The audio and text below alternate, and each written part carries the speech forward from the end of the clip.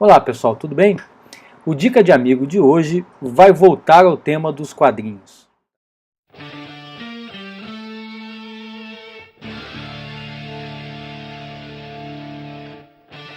Os quadrinhos são um verdadeiro patrimônio norte-americano, principalmente aquele quadrinho das tirinhas de jornais.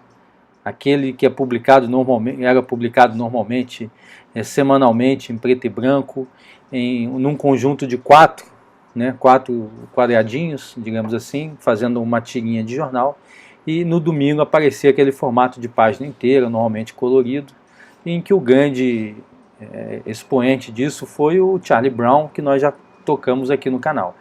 E hoje eu vou falar do último desses grandes quadrinistas, das grandes tirinhas, que foi o Calvin e Haroldo, como nós conhecemos no Brasil, mas que nos Estados Unidos tem o nome de Calvin and Hobbes. E alguma coisa se perde nessa tradução, como eu já vou explicar adiante. O Calvin e Haroldo foi uma criação do cartunista Bill Watterson e foi publicado durante 10 anos, entre 1985 e 1995. Não mais do que isso. Então, o Watterson, para ter uma ideia, o Charlie Brown foi publicado durante décadas. Começou na década de 50 e até a morte do seu criador, Charles Schulz, final dos anos 2000 ali, final dos anos 90 ele estava sendo publicado. Mas o Bill Watterson não. Ele, digamos assim, parou no auge da sua criatividade e não deixou que de alguma forma essa tirinha envelhecesse, que ela tivesse qualquer espécie de decadência ou entrasse em alguma morosidade, coisa desse tipo. Então ele criou praticamente um culto instantâneo. Ainda mais que ele não permitiu o merchandising.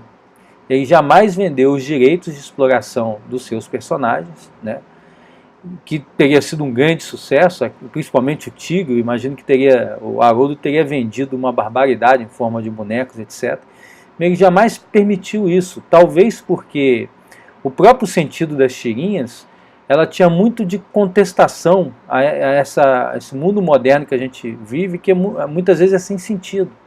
E o consumismo, ele é intensamente criticado ao longo dos quadrinhos. Então o Bill Watterson sentiu que se ele vendesse, se ele permitisse esse merchandising de produtos baseados nas suas tirinhas, ele estaria de certa forma traindo o espírito da própria tira. Também não permitiu que fizesse um filme, uma animação, né, desenhos animados baseados nas suas tirinhas, de tal forma que o Calvin e Haroldo, ele é aquilo, exatamente aqueles 10 anos que foram publicados em jornais. E que depois, aí sim, aparecem livros que condensam, né, que reúnem, fazem coletâneas e depois acabam publicando a obra inteira. Mas a obra ela só existiu realmente nos quadrinhos.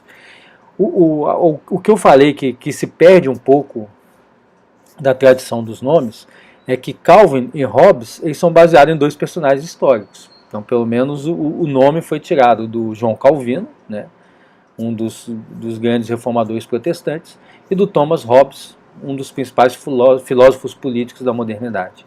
É um desafio tentar entender se aqueles dois personagens, o garotinho de 6 anos, o Calvin, e o tigre, o Hobbes, tem alguma coisa a ver com esses personagens os personagens históricos que deram os nomes a eles, né? Numa primeira vista, assim, o Calvin, um menino de 6 anos, ele tem muito de questionador do mundo, né? Ele quer reformar o mundo. Aquele mundo para ele é incompreensível e deveria funcionar de forma diferente. Isso tem um pouco do João Calvino, que queria também moralizar o mundo e mudar aquele mundo. E o Hobbes tem aquele ceticismo, aquela visão cética da natureza humana, de que as coisas não vão dar certo, né, porque o homem tem uma natureza que ela não muda. E tem um pouco disso no Tigre e no Hobbes. Então, o que é a história do Calvin e Haroldo? É principalmente um garotinho de 6 anos, com uma imensa imaginação, e que tem como seu principal amigo o seu urso de pelúcia. Que quando ele está sozinho, só ele e o urso de pelúcia, ele assume uma forma antropomórfica. Ele aparece como um tigre de verdade. Apenas quando aparece qualquer outra pessoa, que a cena mostra um ursinho de pelúcia normal. Então o Calvin tem uma intensa imaginação que permite a ele ter sanidade nesse mundo louco. Então o Calvin ele resgata um pouco do que o Chesterton falava, que o romance é a história de um homem normal no meio de um mundo louco. É o contrário do que nós conhecemos depois como realismo, que ele condena na crítica literária, o Chesterton, dizendo que é a história de um louco no meio do mundo normal. O Calvin não. O Calvin é uma pessoa normal que vive num mundo absolutamente incompreensível. E a forma que ele tem de lidar com esse mundo é a sua intensa imaginação que cria uma realidade paralela onde ele vive lá com o seu tigre e o Haroldo. E aqui vai um cuidado.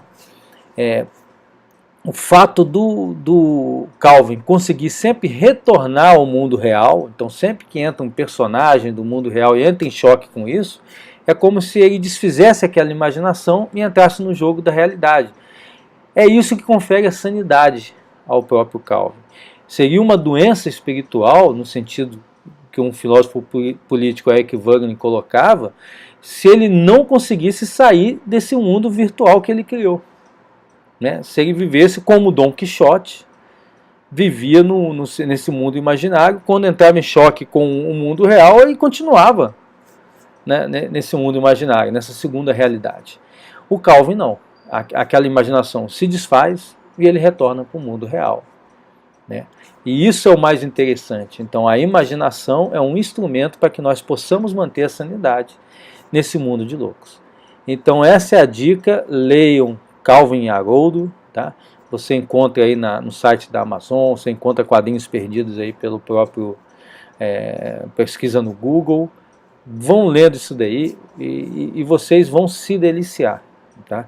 Eu lembro que eu lia na época que ele era lançado, tinha nos jornais no próprio Brasil, saía a tirinha do Calvin e Haroldo, achava aquilo engraçadíssimo, mas hoje, como as grandes obras artísticas do homem, à medida que o tempo vai passando, elas vão envelhecendo muito melhor.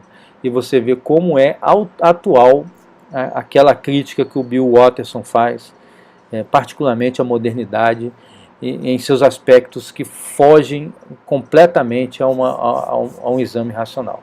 As pessoas estão loucas, parece querer dizer o Bill Watterson.